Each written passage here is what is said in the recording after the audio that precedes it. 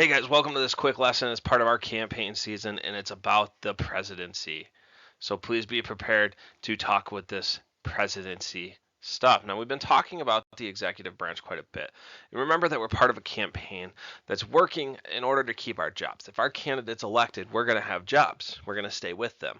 So it's important that we kind of realize that. Now, you guys will be able to analyze the importance of the executive branch, describe the functions of the executive branch, and compare the executive branch to the two other branches.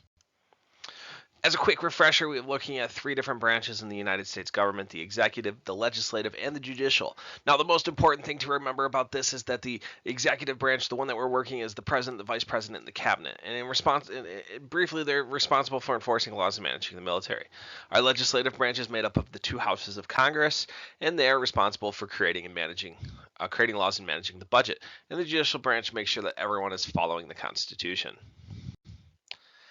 As a review, the specific powers granted to the president under the Constitution is Commander-in-Chief of the Armed Services, appoints department heads, pardons people of federal crimes, makes treaties with the advice and consent of Congress, has to go to them to seek that advice and consent, appoints ambassadors, federal court judges, and other officials, delivers the State of the Union address to the Congress, and calls Congress into special sessions when needed, acts as a figurehead of the government for the heads of states, the ambassadors, and the other foreign officials that visits, commissions all military officers, and ensures that the laws of Congress are faithfully executed.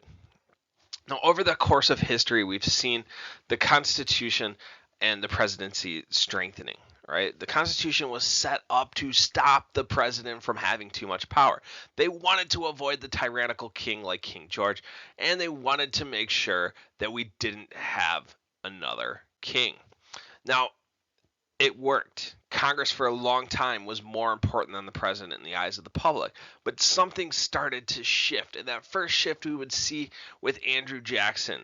And then we'd see it again with Abraham Lincoln. We'd follow it up with Teddy Roosevelt. We'd then again look at Woodrow Wilson. And finally, Franklin Delano Roosevelt was the last one to greatly expand the powers of the presidency. We're going to take a look at what each of these individuals did.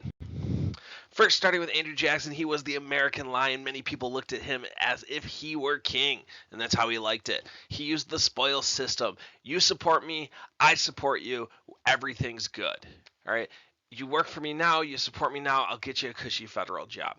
He used the veto more than any other president before him. The 6 previous presidents, Andrew Jackson was the 7th, used the veto less than Andrew Jackson used them. And if you combine them, they still used it less. Andrew Jackson loved the veto. He liked to exert complete control. He also challenged the Supreme Court a number of times. For instance, he's challenged the Supreme Court on Indian removal and Chief Justice John Marshall. You've made your ruling, now enforce it. You can't. That's my job. I'm supposed to enforce it, and I'm not going to listen to you. And there was nothing that anybody could do. You could start an impeachment process, but it wasn't even guaranteed because at the time you still had everything that you could do. And it was important that you start to kind of notice that as something that is happening. Up next, we take a look at Abraham Lincoln, our great emancipator. He took office and the South succeeded.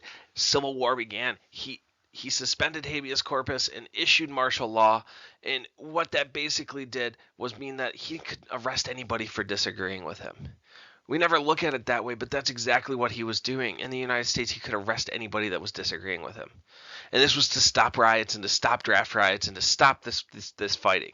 And then he also ignored Congress. Congress said no to expanding the size of the military and the Navy. Abraham Lincoln went ahead and did it. Congress said no to the blockades of the southern states, the Confederate states. Abraham Lincoln went ahead and did it. Next up, we take a look at Theodore Roosevelt. He was in charge of the square deal, give everyone equalness, right? He passed many laws, and I say that because he was in Congress's ear telling them, you need to pass this, you need to pass this, you need to pass this. This is important. Please pass this law. And went after that. He expanded government regulation. You know why we can't have human parts in our meat anymore? Thank Teddy Roosevelt. Read The Jungle. You'll know what I'm talking about. All right? Last but not least, he started to develop the United States into an international power. His diplomacy was carry a big stick, right? Speak softly, carry a big stick. And that really drove the way that the United States was going to act. Next up, we have Woodrow Wilson. He was the pioneer of the Lend-Lease plan. He made it so that the United States could supply the Allies during World War I with the weapons necessary to defeat the Germans in the Axis, or at that time it was the Central Powers. And what you see with that is you see this idea that he was going about this. He was not breaking his neutrality, but he was granting leases for things and granting these different things for the Allies that he wouldn't do for the Germans. Right? He led the United States through World War One, and after World War One, he started to develop the League of Nations, which was the first kind of treaty. And the United States ultimately didn't join the League of Nations because Congress viewed it as a treaty, but the League of Nations would be the groundwork for the United Nations in the future, in which Congress agreed that that was something we should be doing. And he was a champion of international diplomacy. And then the last president we're going to talk about is Franklin Roosevelt. He took office during the Great Depression and instituted his New Deal, give everyone a fresh start, right? He increased government regulation on the economy. So his cousin, Teddy Roosevelt, did on a lot of services and labor and food laws. Franklin did it all on government regulation of the economy. When things weren't going his way, he threatened to create 9 new justices on the Supreme Court to have his way. And he also led us through World War II until his death in 1944. He was very, very, very important. All right. Finally, kind of as a summary, this is the growth of the presidential power. The questions: when will it stop? How much power should the president have? And how close are we having a king again? As always, special thanks to Slides Carnival for the use of these slide templates. Have a wonderful day, guys. Thanks for watching.